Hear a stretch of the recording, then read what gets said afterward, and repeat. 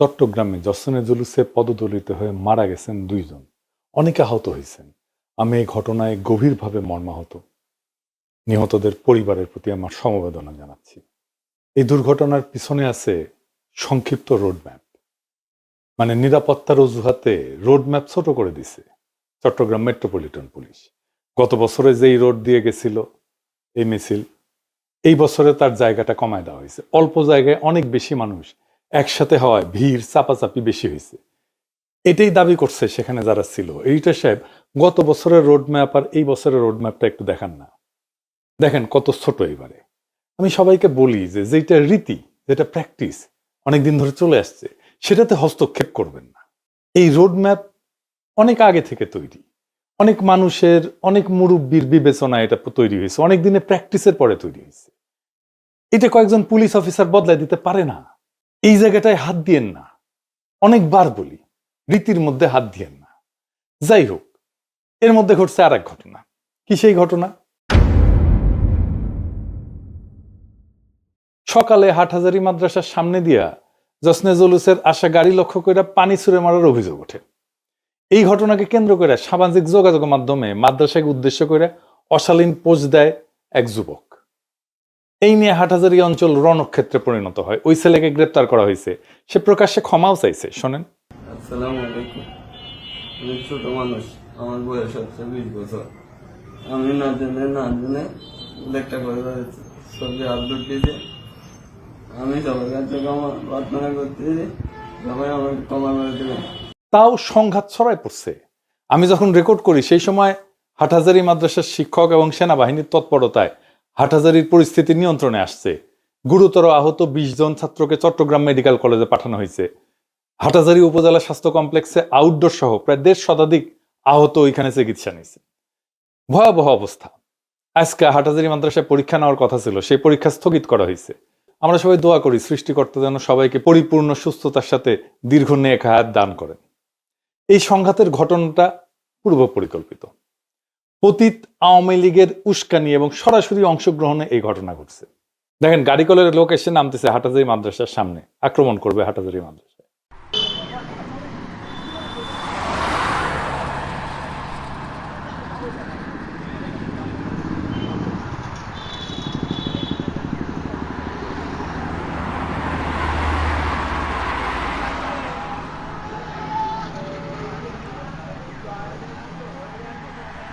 যদিও চট্টগ্রামে 2 পক্ষের মধ্যে ঐতিহাসিক দ্বন্দ্ব আছে, আমি সেটার বিস্তারিতে যাব না। তবে বিগত বাকশালী আমলে সুন্নি কমিউনিটির অনেকেই আওয়ামী লীগের সহযোগী ছিল, তাদের সুবিধাভোগী ছিল।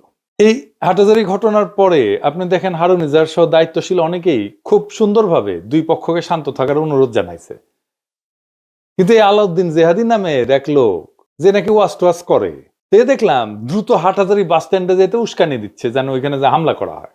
এইরকম কোন একটা দাঙ্গার ঘটনায় যারা পরিস্থিতি শান্ত না করিয়া উস্কানি দিতে বলে, তাদের উদ্দেশ্য খারাপ। আমি মাদ্রাসা থেকে তথ্য পাইছি ছাত্রলীগ আওয়ামী লীগ একসাথে আসছে হামলা করতে। এই যে আলাউদ্দিন জেহাদি যে ডাক দিচ্ছে সবাইকে, সে আসলে কে? আসেন একটু দেখি। সে একজন আওয়ামী লীগার। সে বলতেছে হাসিনার জন্যই ওয়াজ করতে পারতেছেন আপনারা। শুনেন। বঙ্গবন্ধু কন্যা আজকে আসে বিদায় তোমরা শান্তি মতো যেখানে খুশি ওখানে মাহফিল করতে পারতেছ। আবার বলে 1000 বছরের শ্রেষ্ঠ বাঙালি বইলে মুজিব বন্দনায় কাইট হয়ে পড়ে যায়। শুনেন। 1000 বছরের শ্রেষ্ঠ বাঙালি, বীর বাঙালি বঙ্গবন্ধু শেখ মুজিবুর রহমান, তিনিও কিন্তু সুন্নি ছিল, ওয়াহাবি না। সে কিছুদিন আগে বলছিল যে প্রফেসর ইউনূস ইসরায়েলকে টাকা দিচ্ছে, সেটা আবার আওয়ামী লীগ ছড়াইছে অনলাইনে। দেখেন, প্রধান উপদেষ্টার প্রেস উইংকে সেটা বিবৃতি দিয়ে প্রতিবাদ করতে হয়েছে। আবার উল্টা নাকি সে নিজেই ইসরায়েলে গেছিল যখন গাজায় হামলা চলতেছে, তখন সে বলতেছে লাইভ করে আল-আকসার সামনে থেকে যে ইসরায়েলের সেনারা খুব হেল্পফুল, ভালো। দেখেন, সেটা নিয়ে নিউজও হয়েছিল, অনেকে সেই সময় তার গ্রেপ্তারও চাইছিল। আবার দেখেন, সে কয় আয়নাঘর কই? আয়নাঘর বললে কিছু নাই, আমারে তো হাসিনা জেলে নিছিল, আমারে তো আয়নাঘরে নেয় নাই। মানে মানুষ মনে করবে আরে সর্বনাশ, কঠিন বিপ্লবী, ফ্যাচি বিরোধী লড়াইয়ের কঠিন সৈনিক। শোনেন আগে কি বলে। তারা বলে খালি আয়না ঘরে ঢুকাইছে। এত আয়না ঘর কই ছিল? কত মানুষ জেল খাটলো, কেউ কইলো না আয়না ঘর আছে। আমিও তো জেলে গেছিলাম, আপনারা কি জানেন না? আমিও তো জেলে গেছিলাম, আয়না ঘর আছে এই খবর তো জানতাম না। তোরে হাসিনা কেন জেলে নিছিল জানেন? জানেন না? আল্লামা শফি হুজুরের নামে কটূক্তি করেছিল। এই জন্য দেখেন, মানে সে ঐতিহাসিক ভাবে হাটহাজারির পিছনে লেগে আছে। এখন অবশ্য বিএনপি শেল্টার নিচ্ছে। দেখেন কি বলে বিএনপি নিয়ে। মানে বিএনপি আপনাদেরকে বলছি, ময়দান থেকে আওয়ামী লীগের সরাইয়া এখন আপনাদেরকে সরানোর একটা পায়তারা চলতেছে, বিভিন্ন ষড়যন্ত্র চলতেছে আপনাদেরকে বিতর্কিত করার জন্য। সুন্নি কমিউনিটির ভাইদের বলবো, পতিত লীগের লেসপেন্সারদের খপ্পরে পড়েন না ভাইরা। আলাউদ্দিন জিয়াদির কার্যক্রম এভাবেই সামনে আসবে, আজ হোক কাল হোক। সে কে মানুষ জানতে পারবে। চট্টগ্রামে এবারের জশ্নে এনসিপি, জামাত, বিএনপি, আপ বাংলাদেশ সবাই অংশ নিছে। খুবই ভালো হয়েছে এটা। অনেক উৎসাহ উদ্দীপনা নিয়ে সবাই গেছে। আমরাও খুব তাকাইছিলাম যে এটা খুব ভালো একটা অনুষ্ঠান হইতেছে। তো সবার এইরকম একটা পদক্ষেপকে এড়ায় যায় হাটাজারিতে হামলা করা মানে অন্য কারো হয়ে কাজ করা। এই অন্য কেউটা কে? এইটা হইতেছে ইন্ডিয়া। এটা ওয়াকারের মিলিটারি ইন্টেলিজেন্স। বাংলাদেশে যা যা ঘটতেছে আর যা যা ঘটবে কিছুদিনের মধ্যে, তার বেশিরভাগই করতেছে এই মিলিটারি ইন্টেলিজেন্স আর তারাই চাইতেছে ডাকসু ইলেকশন যেন ভন্ডুল হয়। ওরা জানে ডাকসুতে কারা জিততে যাইতেছে। সামনে কিন্তু আরো ঘটনা ঘটবে। আমি সাবধান করে দিই সবাইকে, সবাই খেয়াল রাখবেন।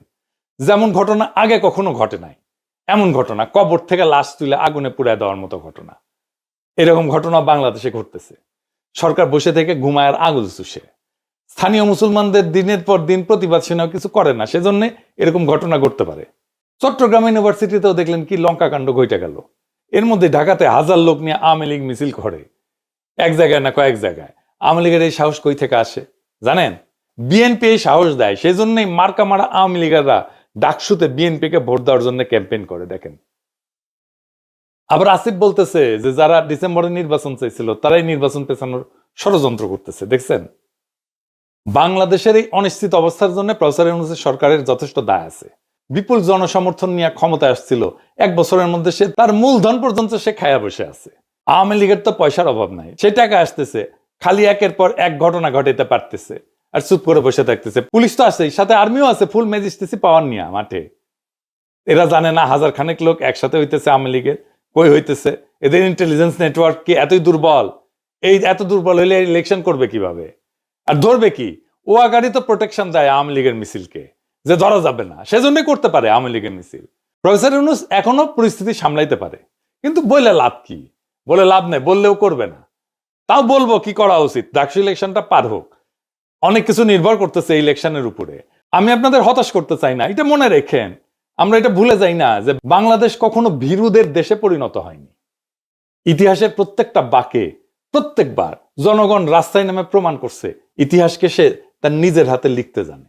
এই শক্তিই আমাদের আসল মূলধন, আমাদের আসল ক্যাপিটাল। আজ আমাদের সিদ্ধান্ত নিতে হবে, আমরা কি অশান্তির খেলোয়াড়দের হাতে বন্দী থাকবো, নাকি ভবিষ্যৎ প্রজন্মকে একটা নিরাপদ, মর্যাদাপূর্ণ, গণতান্ত্রিক বাংলাদেশ উপহার দেব। স্মরণে রাখেন, আমাদের ঐক্যেই কিন্তু তাদের ভয়, আমাদের শৃঙ্খলাই তাদের ষড়যন্ত্রের শেষ। আমাদের সাহসী বাংলাদেশের আগামী দিনের আলো। ইনকিলাব জিন্দাবাদ।